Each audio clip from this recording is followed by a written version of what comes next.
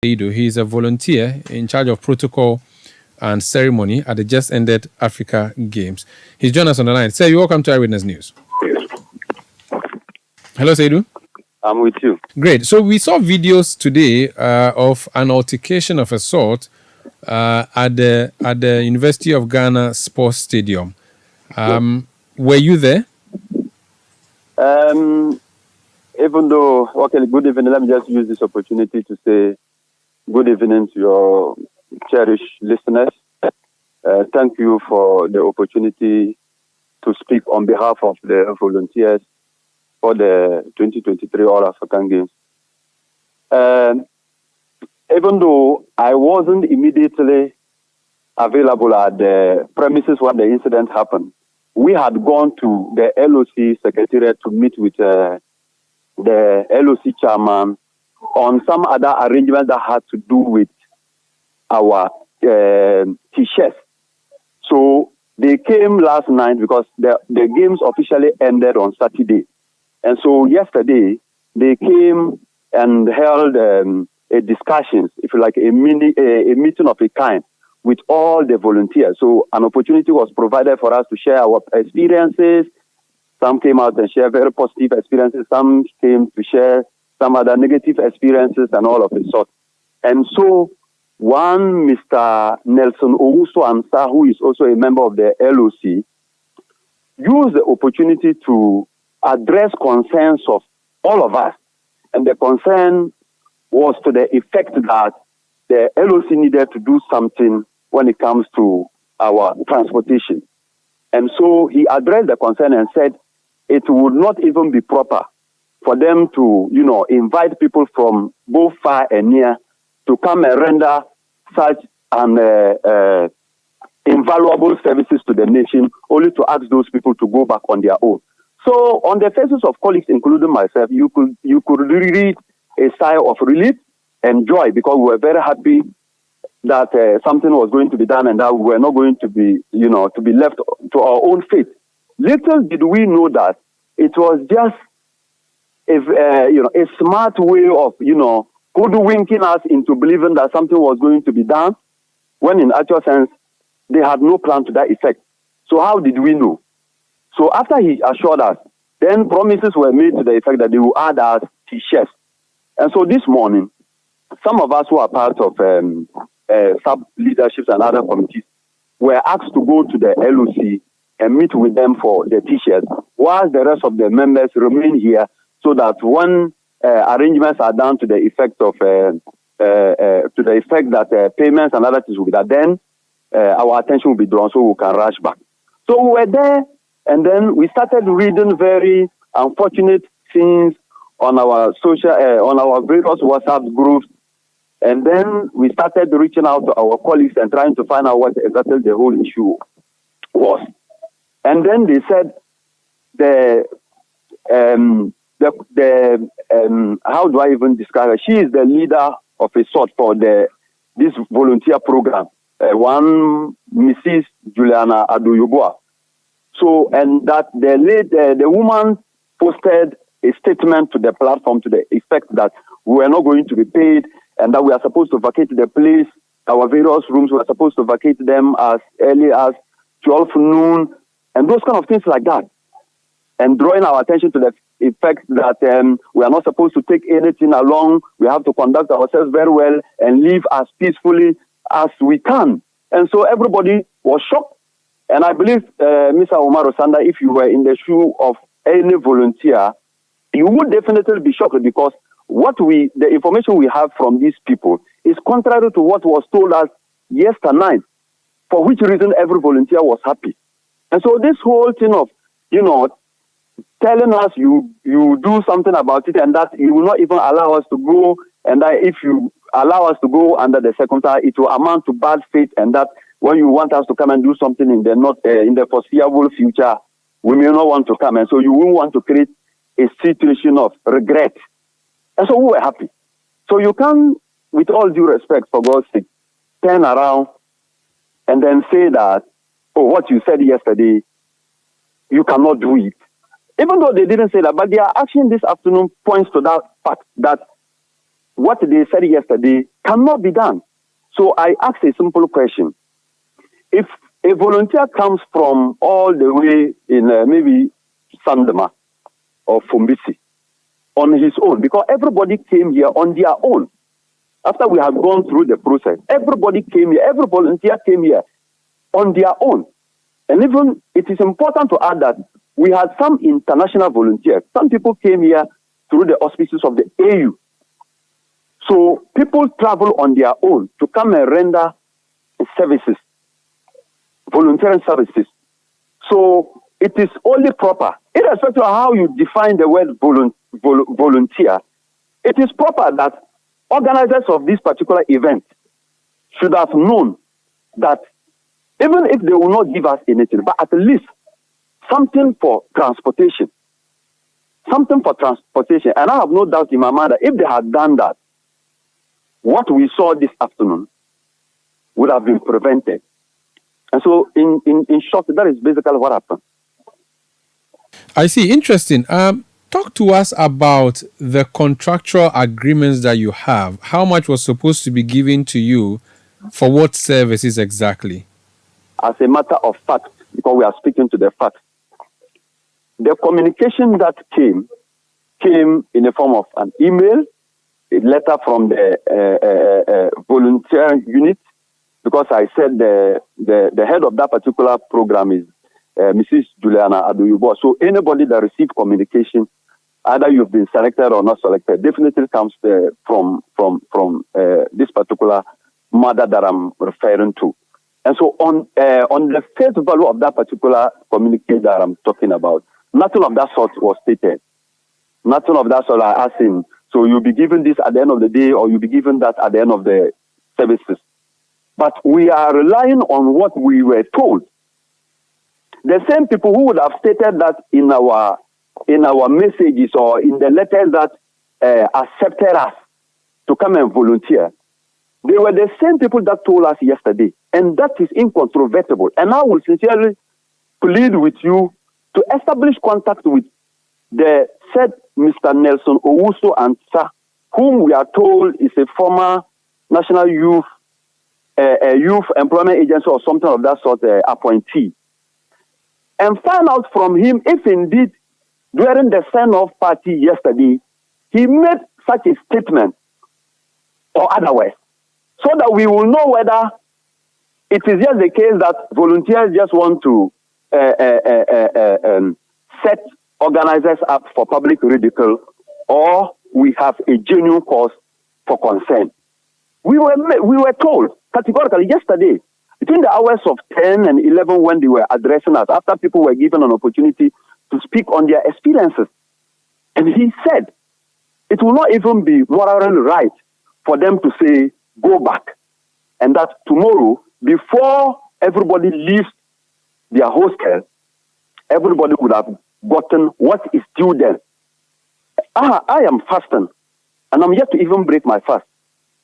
And I can tell you with all sincerity that when he said that, he went ahead to even tell us that the package that they were preparing for us will even blow our mind.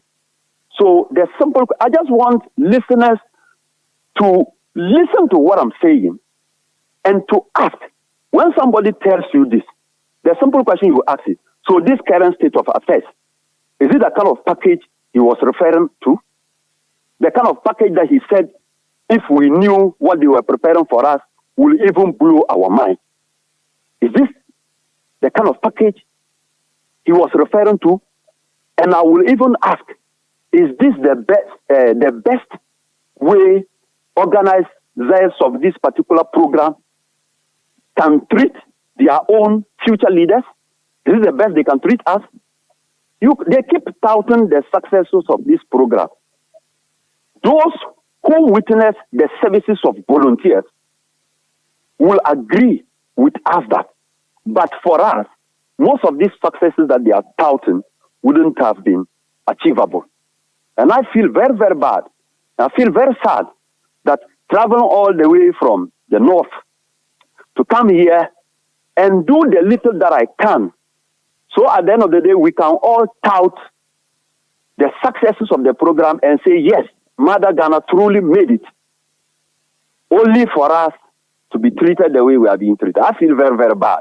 And I sit here asking myself that when will I even allow myself to go into these kinds of arrangements? Because you can't put me through this experience and expect that one day when you wake up and post a link and say volunteers, you need volunteers for A and B, you will get. You are not definitely going to get, because whether rain or sunshine, unless they do the right thing, if they don't do the right thing, that experience is going to remain with us for as long as possible.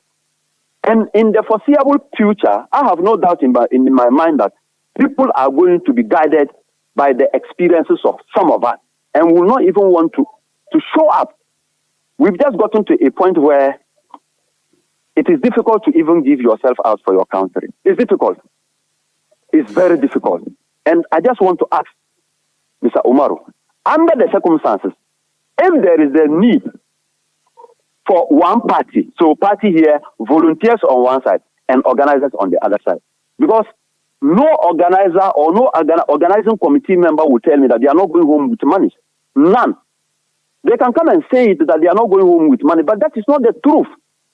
So under the circumstances, I just want to ask a simple question, and I want listeners to look at this question. Those of us who have come to do the volunteer work,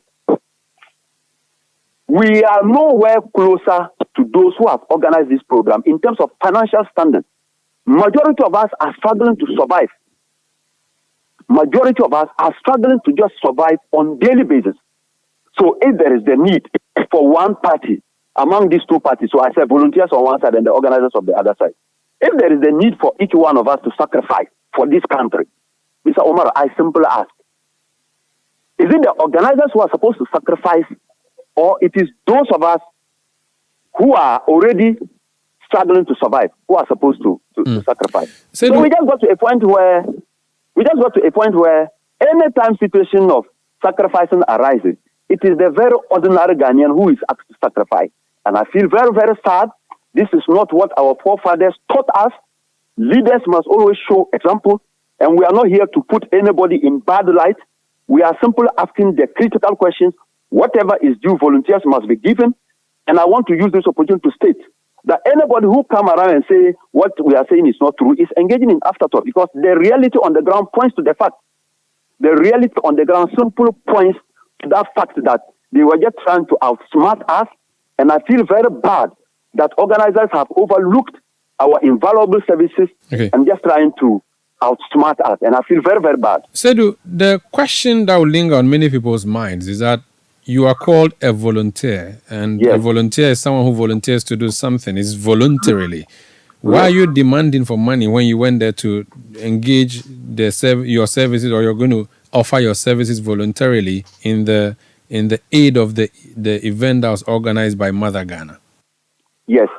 So on the spirit of the word, as you just mentioned, we shouldn't have any basis.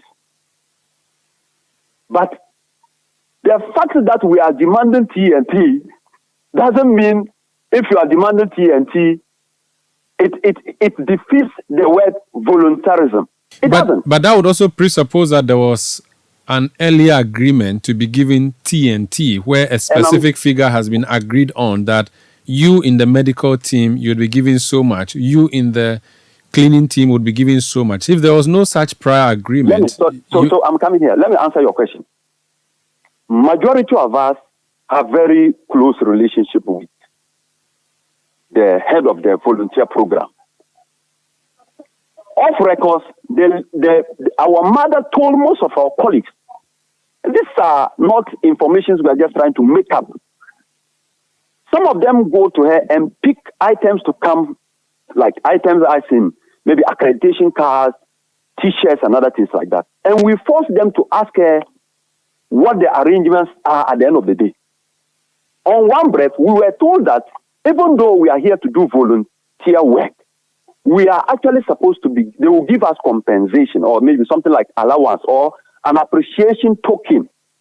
An appreciation token here, we were told, will be some 2,000 cedis, because some were here for more than 1 month, Some are here for like 3 weeks, and so on. So we were told that 500 cities will be given across board in the name of transportation. And then, in appreciation of our invaluable contribution to the success of the program, we will be given 2,000 cities each. And that is why I keep telling you that those who would have stated on our on our emails inviting us to this particular program were the same people who told us yesterday that they were going to. So in any case, let's just assume that they didn't put any figure. And we are not also demanding any figure. But they told us yesterday they were going to give us money. So if you tell me as a volunteer that even though you came here to do voluntary work, when you are going, we will give you money so you can transport yourself back to your various destinations. It is only fair that when you are not forthcoming, I should agitate. I believe there is logic in my answer. The next question would be, you guys were putting up at the Pent hostel, we are told, Yes. in Legon. Yes. And then you were dispersed. Were you forced out of Pent today? And what's the involvement of the police in that? As a matter of fact, I have not seen anybody being forced, but we were threatened. We were threatened. And to some extent, they told us that if by the time they've given us we don't leave, they are going to instruct for lights to be put off, the taps will not flow, just so they make the conditions in the room uncomfortable. Because if you stay in the room and you don't have light, you don't have water, you can't do anything, you can't enjoy yourself in this heat, definitely you'll be forced to go. So the issue about the police, I think, because there is a Shell filling station that is closer to Pent Block C, and a bullion van came in with police escort. I think it came in with money, or they came to pick money from the fuel station. And those who know the Shell filling station and the Pent Block C, there is just a wall that is separating both compounds. And so anybody on the premises of Pent Block C agitating and doing rioting, anybody at the other end of the road could hear. And so the police mistook our rowdiness and rioting to mean a planned attack on the bullion van that came to the premises of the Shell filling station. And so the police, upon sensing danger, decided to fire the shots.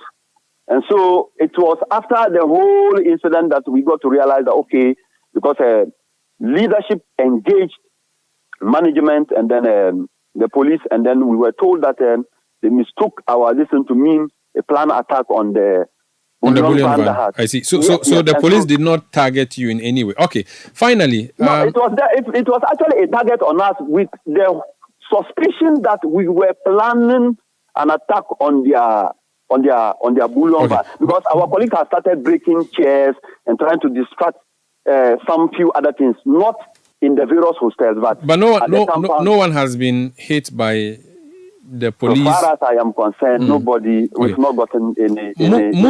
Moving forward, about how many volunteers are in this Pent hall, and what are you going to do? Are you going to leave, or you're going to keep staying until you're paid? I think we are all the volunteers are about 3,000. That's more than everybody who came for the games all over Africa. Oh? Yes, we are about 3,000. So let me just say about 3,000, because we are over 2,000. So, including foreign volunteers. There were foreign volunteers from other countries? Yes. What role were they also playing? Oh, they were under the various units, because if you go through the emails that were sent, you are given an opportunity to choose what role you want to play. So, for instance, if you want, so I chose protocol and ceremonies. So, as a protocol and ceremonies officer, I was part of those that took part in the opening ceremony.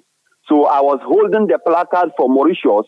So if somebody's holding the flag, you may not know that this is the flag of Mauritius. But when I'm holding the placard, on the placard you could read and know, okay, so this is Mauritius, this flag is Mauritius.